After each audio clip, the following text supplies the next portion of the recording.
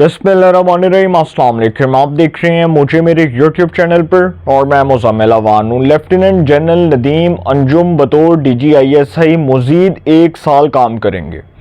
उनकी मुद्दत मुलाजमत में 1 साल की तोसी करने का फ़ैसला किया गया है और ये इस कॉन्टेक्स्ट में किया गया, ये इस तनाजुर में किया गया कि जनरल नदीम अंजुम जो हैं उन्होंने बहुत अच्छी रिप्यूट बनाई है फ़ौज के अंदर। He is one of the most competent officer in Pakistan army में उनकी एक बड़ी अच्छी रिप्यूट है, उनका एक बड़ा अच्छा किरदार है, उनकी वर्किंग बहुत अच्छी है। और इस हवाले से एक सीनियर सहाफ़ी हैं पाकिस्तान के कामरान खान साहब, उन्होंने अपने ट्वीट के अंदर ये खबर ब्रेक की और उसके बाद ये खबर सोशल मीडिया के ऊपर फैलती गई। अब तक जो है वो कुछ लोगों की ख्वाहिशात, उनके जो अरमान हैं उन पर पानी फिर चुका है और बहुत से लोगों को ये खबर सुनकर मायूसी हुई और वो मायूसी की उस दलदल में फंस गए जहाँ से अब उनको निकालना बहुत मुश्किल है। और वो लोग बेचारे समझ रहे थे कि शायद नदीम अंजुम साहब के जाने के बाद कोई हाथ होला हो जाएगा। और हो सकता है क्योंकि नदीम अंजुम साहब वो हैं जो आप समझ लें कि जिनको एक बहुत अच्छा रिप्यूट का शख्स कहा जाता है, बहुत अच्छी रिप्यूट के शख्स हैं और जिनके ऊपर ट्रस्ट किया जाता है, एक एतमाद है इदारे का, पाकिस्तान की आर्मी का। तो आपको याद है कि जो 9 मई के वाक़यात रिपोर्टेडली जो मीडिया के ऊपर उस हवाले से खबरें आईं, उसमें भी उनका यही कहना था कि जो अफवाज पाकिस्तान के ख़िलाफ़ जो ट्विटर पर ट्रॉलिंग्स होती हैं, जो हैशटैग्स बनाए जाते हैं, जिस तरह से साजिश की जाती है, इदारे को बदनाम करने के लिए इस किस्म के हरबे आजमाए जाते हैं, इन अनासर के ख़िलाफ़, इन शरपसंद अनासर के ख़िलाफ़ कार्रवाई होनी चाहिए और कानून को हरकत में आना चाहिए। लेकिन सर आपको पता है कि वो बाहर के मुल्क में बैठे हुए वो लोग, वो अशख़ास जो एक मखसूस एजेंडे के तहत पाकिस्तान की आर्मी को टारगेट कर रहे हैं और उनका टारगेट सिर्फ यही है कि किसी तरह फ़ौज को बदनाम किया जा सके। इतने ट्विटर के ऊपर इतनी ट्रॉलिंग्स होती हैं, इतने हैशटैग्स बनाए जाते हैं कि किसी तरह फ़ौज पाकिस्तान जो उसको बदनाम किया जा सके और उसके ख़िलाफ़ एक मुनज़्ज़म प्रोपेगेंडा जो किया जा रहा है वो इस बुनियाद पर किया जा रहा है कि बस फ़ौज पाकिस्तान जो है उसको किसी तरह लोगों के सामने उसको नीचा दिखाया जाए या उस इदारे की क्रेडिबिलिटी, उसकी साख को मुतासर किया जाए। अब मैं आता हूँ असल खबर की तरफ कि नदीम अंजुम साहब जो हैं जी वो बतौर DGISI इधर ही हैं, वो कितने नहीं जा रहे और उनकी ख्वाहिशात और उनके अरमानों पर पानी फिर गया, दिल के अरमान आंसुओं में बह गए। PTI वाले इस साल भी कुंवारे के कुंवारे रह गए। वैसे शेर बहुत अच्छा है, वैसे अगर पढ़ा जाए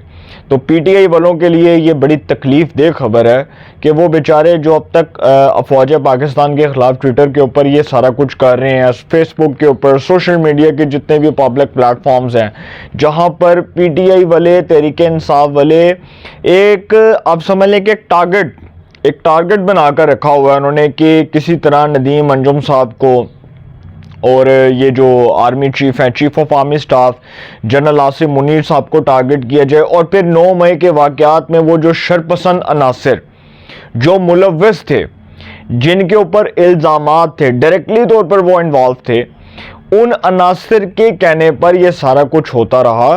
और अब तक ये जो ट्विटर के ऊपर सारा कुछ हो रहा है ये उन अनासर के कहने पर हो रहा है। अब आता हूँ जी असल खबर की तरफ कि जनरल नदीम अंजुम से तकलीफ़ किस बात की थी। वो इसलिए क्योंकि वो बतौर DGISI बहुत अच्छा काम कर रहे थे और आपको याद है कि इमरान खान की हुकूमत का जवाल उस दिन शुरू हुआ था जब नदीम अंजुम साहब ने बतौर DGISI अपने ओहदे का हलफ उठाया था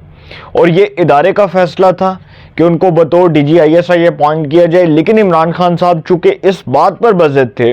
कि वो जनरल फैज़ हमीद को बतौर DGISI, बतौर director general inter service intelligence continue करवाना चाहते थे, उनसे जो है वो कंटिन्यू करवाना चाहते थे, उनका तबादला नहीं करना चाहते थे। लेकिन सर हुआ, अफवाज पाकिस्तान का फैसला था, पाकिस्तान की सुप्रीम कमांड, अफवाज पाकिस्तान का डिसीजन वो कोई रद्द तो नहीं कर सकता। लेकिन इमरान खान साहब ने किया और इमरान खान साहब ने अपनी मनमानी, अपनी मर्ज़ी, अपनी मंशा उसको मद्देनज़र रखते हुए एक ब्लंडर किया और वो ब्लंडर उनको ले डूबा। वही तैनाती जो है वो उनकी हुकूमत के ख़ात्मे का सबब बनी اصل حقیقت میں آپ کو بتاؤں کہ وہی تعیناتی جو ان کی حکومت کے خاتمے کا سبب بنی، وہ اس بنیاد پر بنی کہ جب آپ افواج پاکستان کو آنکھیں دکھائیں گے، جب آپ ان کی آنکھوں میں آنکھیں ڈال کر بات کریں گے، جب آپ ادارے کے سامنے ٹانگ اوپر کر کے آپ بیٹھیں گے اور آپ باجوہ صاحب کو کہیں گے کہ جی باجوہ صاحب جو میرا حکم اور تسی تسلیم کرو، تو باجوہ صاحب کبھی بھی تسلیم نہیں کریں گے، کیونکہ باجوہ صاحب اس بات پر بضد تھے کہ وہ ندیم انجم کو بطور DGISI تعینات کرنا چاہتے ہیں۔ لیکن عمران خان صاحب جی اس بات پر بضد تھے کہ وہ فیض حمید سے کنٹینیو کروانا چاہتے ہیں۔ خیر ادارے کا فیصلہ تھا، اور پھر فیض حمید کو کور کمانڈر پشاور تعینات کیا گیا، کیونکہ کور کمانڈ ان سے اس لیے کروانی تھی کیونکہ آرمی چیف کی دوڑ میں انہوں نے شامل ہونا تھا، تو ان کو کور کمانڈ کرنی تھی۔ اب جس طرح باجوہ صاحب کور کمانڈر گجرانوالا رہے، کسی نے کی پتا سی کہ باجوہ صاحب ایڈے بڑے کاریگر نے یار، وہ ایڈی وڈیاں کاریگریاں وخان گے، تو کسی کو نہیں پتا تھا۔ لیکن نواز شریف صاحب نے چونکہ ٹرسٹ کیا اور 5ویں رینک کے بندے کو، 5ویں نمبر والے بندے کو اٹھا کر آرمی چیف لگا دیا، اور پھر جب جنرل قمر جاوید باجوہ بطور کور کمانڈر گجرانوالا وہ جمہوریت پر لیکچر دیا کرتے تھے، تو لوگ کہتے تھے کہ باجوہ جیسا شریف النفس انسان کوئی نہیں ہے۔ اور پھر جب فیض حمید کو بطور DGISI اپوائنٹ کیا گیا، تو عمران خان صاحب جو ہیں ان کے تو 4 طبق روشن ہو گئے، اور وہ بڑے خوش تھے۔ ڈیفینیٹلی انہوں نے خوش تو ہونا تھا، کیونکہ ان کی تو خواہش تھی کہ فیض حمید صاحب آئیں گے، اور پھر وہ 10 سالہ منصوبہ کہ عمران خان کو اقتدار میں لانا ہے، اور پھر اس کے بعد کس طرح سے وہ جو PDM تھی اس نے عمران خان صاحب کا یہ منصوبہ ناکام بنایا۔ تو ندیم انجم صاحب جو ہیں ان کے خلاف یہ سارا کچھ اس بنیاد پر اب تک ہوتا رہا کہ جب وہ بطور DGISI اپوائنٹ ہوئے، شہباز شریف صاحب کی گورنمنٹ آئی، PDM کی گورنمنٹ آئی، اتحادی کولیشن پارٹیز نے گورنمنٹ کی، اور اس کے بعد PTI نے ایک واویلا کرنا شروع کر دیا، اور پھر 9 مئی کے واقعات کے بعد بہت شدت کے ساتھ افواج پاکستان کو ایک مخصوص ایجنڈے کے تحت ٹارگٹ کیا گیا، جس میں یہ موصوف انوالو تھے اس میں، اور جن کو پھر گرفتار کیا گیا۔ اب وہ گرفتاری کی وجہ سے کہتے ہیں کہ جی میں بہت پاپولر ہو گیا ہوں، پھر میری پاپولیرٹی بڑی ہے، میری فین فالوئنگ بہت ہے۔ وہ ساری فین فالوئنگ نظر آ رہی ہے، سب کو نظر آ رہی ہے۔ کامران خان صاحب نے جی خبر دی ہے کہ ندیم انجم کو 1 سال کی توسیع مل رہی ہے، اور یہ ادارے کا فیصلہ ہے، اور 9 مئی کے واقعات کے جو اصل سہولت کار ہیں ان کے لیے یہ خبر بہت ڈیمیجنگ ہے، بہت الارمنگ ہے، اس بنیاد پر الارمنگ ہے، اس بنیاد پر خطرناک ہے، کیونکہ سر ان کا منصوبہ ملیا میٹ ہو گیا۔ ان کا بنایا ہوا جو منصوبہ تھا وہ ملیا میٹ ہو گیا، ان کا بچھایا ہوا جال جو تھا اس میں وہ خود پھنس گئے ہیں، ان کا کھودا ہوا گڑھا جو ہے اس میں وہ خود دفن ہو گئے، تو وہ بیچارے جو ہیں وہ سمجھ لیں کہ ان کے پلے کچھ نہیں رہا۔ اور جب ان کو پتہ چلا کہ ندیم انجم صاحب کو 1 سال کی توسیع مل رہی ہے، تو پھر انہوں نے ٹویٹر کے اوپر جا کر افواج پاکستان کو اور ندیم انجم صاحب کو اور آرمی چیف کو عطف تنقید کا نشانہ بنانا شروع کر دیا اسی بات کے اوپر کہ جی کیوں ملی۔ سر وہ افواج پاکستان کا فیصلہ ہے، وہ سپریم کمانڈ ہے، اور پاکستان کی سیکیورٹی اسٹیبلشمنٹ کسی کی بات نہیں تسلیم کر سکتی، کیونکہ ان کے ادارے کی جو رسپانسبلٹیز ہیں، جو ان کے ادارے کی ذمہ داری ہیں، وہ انہوں نے خود ادا کرنی ہے۔ یہ بیٹھ کر اگر صدر مملکت جیسے شخص سے کہا جائے گا